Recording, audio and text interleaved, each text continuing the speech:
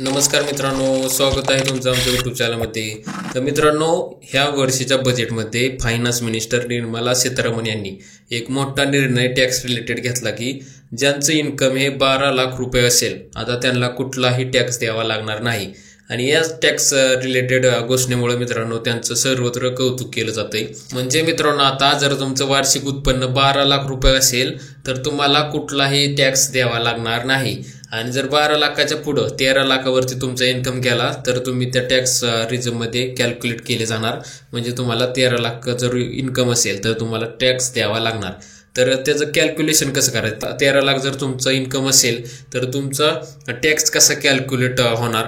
आणि जर हा चार्ट बघितल्यानंतर सुद्धा तुम्हाला बऱ्याच जणांना प्रश्न पडले असेल की 4 लाख ते 8 लाख वरती 5% दाखवते, अजून सुद्धा 8 लाख ते 12 लाख वरती 10% दाखवते. मग हे नक्की काय आहे? हे पर्सेंटेज जे दाखवते ते नक्की काय आहे? म्हणजे ह्या पर्सेंटेजनुसार तेवढा टॅक्स तरी सुद्धा आम्हाला द्यावा लागणार का? तर याच प्रश्नांची उत्तर मित्रांनो सविस्तर आपण ह्या व्हिडिओमधून घेणार आहोत. त्यासाठी व्हिडिओला शेवटपर्यंत नक्की बघा. आणि चॅनलवरती जर नवीन असाल तर प्लीज भावनो चॅनलला सबस्क्राईब करा आणि बेल आयकॉन दाबा, जेणेकरून तुम्हाला असेच माहितीशीर व्हिडिओ भेटत राहतील.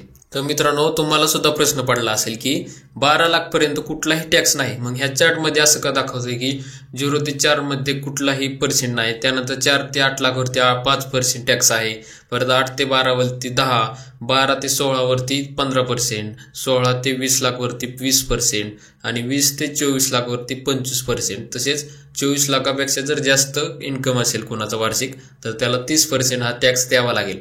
तर मित्रांनो, तुम्हाला हाच प्रश्न पडला असेल की फायनान्स मिनिस्टर यांच्या निर्णयानुसार 12 लाख पर्यंत कुठलाही टॅक्स नाही, तर मग हे टक्केवारी काय आहे नक्की? तर मित्रांनो, ही टक्केवारी त्यांच्यासाठी आहे ज्यांचं उत्पन्न 12 लाखापेक्षा जास्त आहे. म्हणजे ज्यांचं उत्पन्न 12 लाखाच्या वर गेलं त्यांना त्यांचा टॅक्स कॅल्क्युलेट करण्यासाठी ह्या चार्टचा उपयोग होतो. तर तुमचा जर इन्कम 12 लाखाच्या आत असेल किंवा 12 लाख असेल तर तुम्हाला ह्या चार्टशी काही संबंध नाही, तुम्हाला कुठलाही टॅक्स लागणार नाही. हा चार्टचा उपयोग मित्रांनो त्यांच्यासाठी होतो ज्यांचं उत्पन्न 12 लाखापेक्षा जास्त आहे. म्हणजे जर तुमचं उत्पन्न वार्षिक 13 लाख, 14 लाख, 15 लाख असं पुढं असेल तर त्यांच्यासाठीच हा चार्टचा उपयोग होणार. त्यांचं टॅक्स कॅल्क्युलेट करण्यासाठी ह्या चार्टचा उपयोग केला जाणार. तर तुमचं जर उत्पन्न 12 लाख असेल तर तुम्हाला काळजी करायची काही गरज नाही, कारण तुम्हाला कसलाही टॅक्स लागणार नाही, 0% टॅक्स आहे. पण मित्रांनो, ज्यांचं उत्पन्न आता 12 लाखाच्या वरती आहे तर त्यांचं टॅक्स कसं कॅल्क्युलेट होणार किंवा त्यांना किती टॅक्स द्यावा लागणार तर ते बघूयात. तर मित्रांनो, आपण 12 लाखाच्या वरती एक अमाऊंट धरूयात. समजा तुमचं उत्पन्न जर 14 लाख असेल, आपण 14 लाख हे अमाऊंट धरूया आणि ह्या चार्टनुसार कसं कॅल्क्युलेट आपला टॅक्स होणार ते बघूयात. तर मित्रांनो, बघू शकता पहिल्या कॉलममध्ये आपल्याला 0 ते 4 लाखावरती जर उत्पन्न असेल तर आपल्याला नील, म्हणजे कुठलाही टॅक्स तिथं कॅल्क्युलेट होणार नाही. त्यानंतर त्या अमाऊंटवरती 4 लाख ते 8 लाख ह्या कॉलममध्ये किती कॅल्क्युलेट होतात तर 5% कॅल्क्युलेट होतात. तर 4 ते 8 मध्ये किती लाख येतात? 4 लाख येतात इथं. तर त्या 4 लाखावरती तुमचं इथं 5% कॅल्क्युलेट होणार. तर 4 लाखातले 5% किती तर कॅल्क्युलेट करून बघू शकता तुम्ही. तर 4 ते 8 मध्ये 4 लाख येतात, त्यातले 5%, तर इथं 20,000 रुपये तुमचे टॅक्स जाणार. तर इथं 5% त्याचे कॅल्क्युलेट होणार. तर 20,000 रुपये आपल्याला ह्या कॉलममध्ये द्यावे लागणार. त्यानंतर पुढं बघू शकता 8 ते 12 लाख.